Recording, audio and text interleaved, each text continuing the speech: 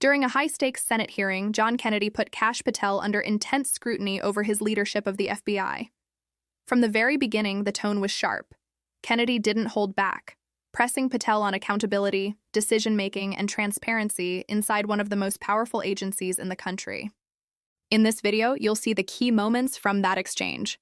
The tough questions, the pauses, and the answers that raised even more questions. What exactly is happening behind the scenes at the FBI? And why are lawmakers demanding clearer answers? Watch closely because this hearing reveals more than just politics. It exposes the growing tension over trust, power, and leadership. Make sure to stay till the end, and don't forget to like, subscribe, and turn on notifications for more updates like this. Mr. Director, you and the FBI, working with state and local law enforcement officials in Utah, have caught the assassin of Mr. Charlie Kirk. Is that right? We have a suspect, yes, sir. And you did that within 48 hours, did you not? 33 hours. 33 hours. Congratulations. We've had other political assassinations. Back in June, an assassinated Representative Melissa Hoffman, Mr. Hoffman, Senator John Hoffman, and Mrs. Hoffman in Minnesota. You and the FBI and Minnesota state and local law enforcement officials caught the assassin within 48 hours. Did you not? I believe that timeline's correct, Senator. Congratulations. Sometimes we miss the forest for the trees. Good work.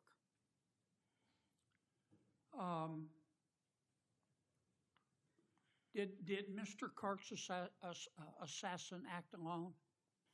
As I've said since the beginning, Senator, it is very much an ongoing investigation, and I can't speak to the state charges. That's for the state to address on their own, but we are providing them with the same investigatory findings reporting the department.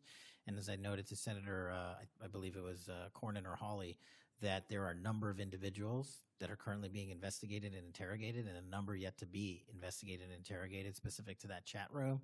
So we are very much in our ongoing posture of investigation. So others could have been involved? Yes, sir. Okay. I asked you this last time you were here. Kash, you remember Mr. Peter Strzok and Ms. Lisa Page? Yes, sir. Mr. Strzok was an FBI agent. Ms. Page was an FBI lawyer. They were both very aggressive anti-Trump political activists who allowed their political opinions to affect their work at the FBI. Is that a fair statement? I believe their text messages and their testimony that was secured by the OIG and DOJ speak for themselves. In fact, Mr. Strzok and Ms. Page were having an extramarital affair, and at one point, Ms. Page texted Mr. Strzok, quote, "Trump's not ever going to be president, right? Right?" And Mr. Strzok replied, "No, he won't. We will stop it," end quote. Ms. Page resigned from the FBI. Mr. Strzok was fired. They promptly sued the federal government and the FBI and Justice Department for releasing their emails, which revealed all of this. The FBI settled that lawsuit for $1.2 million, gave Mr. Strzok $1.2 million cash, gave Ms. Page, who resigned. She wasn't fired, she resigned, she quit. Gave her $800,000. Who, if the FBI made that decision to give them money? That settlement was reached in the Biden administration when my predecessor was the director. Who? Are you saying that Chris Wray did? The only people that can decide that settlement are the Attorney General in conjunction with the director and the administration.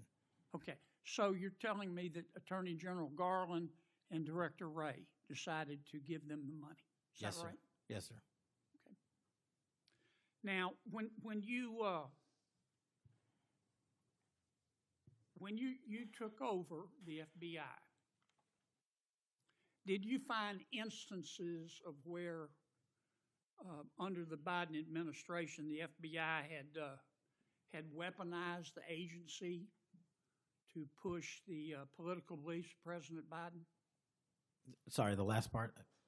When you took over the FBI, did you find instances of where the Biden administration had politicized the FBI to prosecute its political agenda? Well, I won't speak for other people. Having been a target of that weaponization, having been a staffer on the House Intelligence Committee, having had the Justice Department weaponized against me for making the findings and leading the investigation of Russiagate, I know what that feels like. And that's why, as the FBI director, I'm committed to not ever have that ever happen again. But I'm also committed to fully investigating what was done, and that matter is still ongoing. So I assume, I take it your answer is yes. Yes, sir. And you're firing those people, is that right? Anyone that politicizes their job at the FBI will not work at the FBI. Okay. You've heard some of my colleagues either implicitly or otherwise suggest that you have politicized the FBI to prosecute the political beliefs of President Trump. Is that true?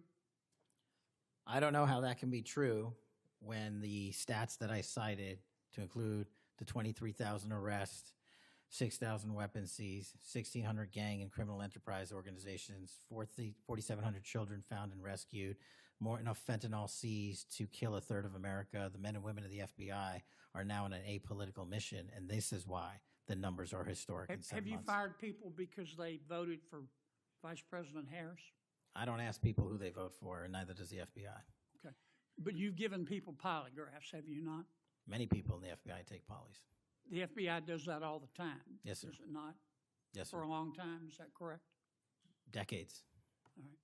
I want to ask you about the Epstein files. Have you seen the Epstein files? I have not reviewed the entirety of it myself, but a good amount.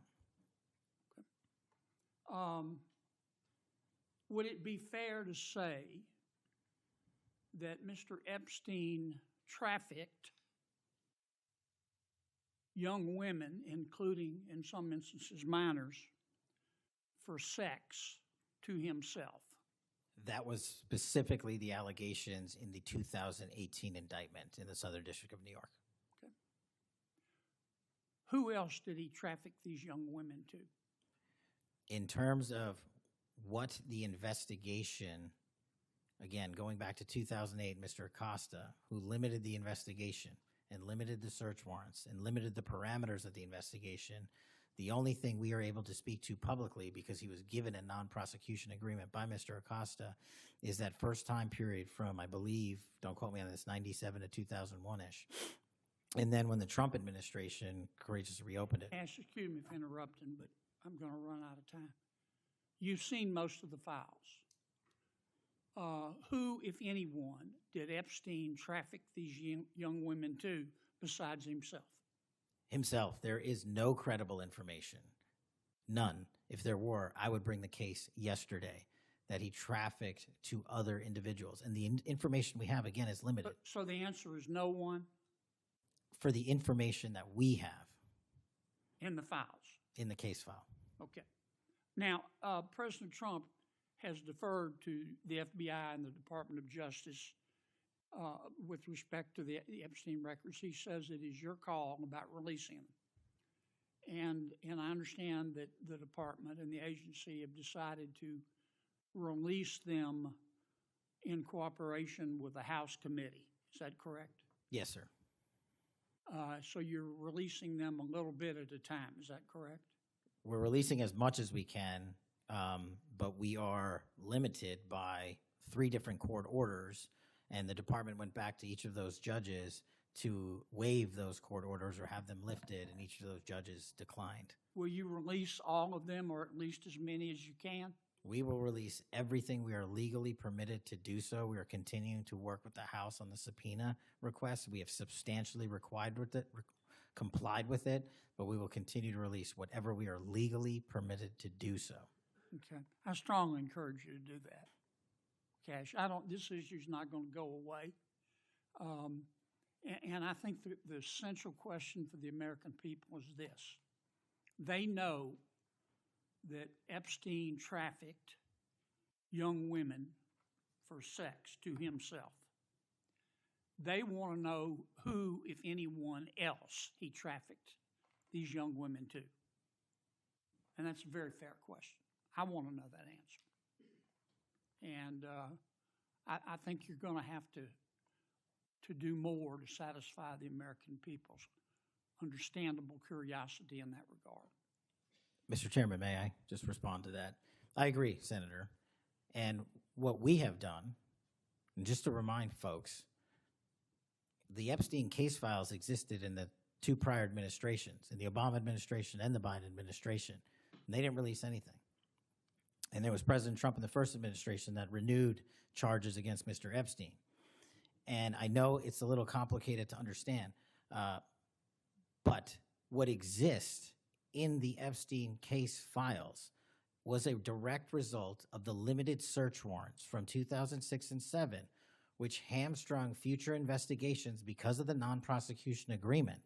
And multiple administrations had the opportunity to look at the entirety of that case file and recommend prosecutions against anyone that was trafficked under Mr. Epstein and anyone that participated in that trafficking. And the only person to bring charges was the prior administration against Mr. Epstein. Now, I am not saying that others were not trafficked and others were not involved. What I am telling you is that based on the information we have, and we have continuously and publicly asked for the public to come forward with more information. If there is, we'll look at it. But based on credible information, we have released all credible information, and the information that the Department of Justice and the FBI never releases is information on investigations that are not credible. And we don't release the names of victims who weren't credible, but in the same time, we don't release the names of victims who were credible. And so that's by law.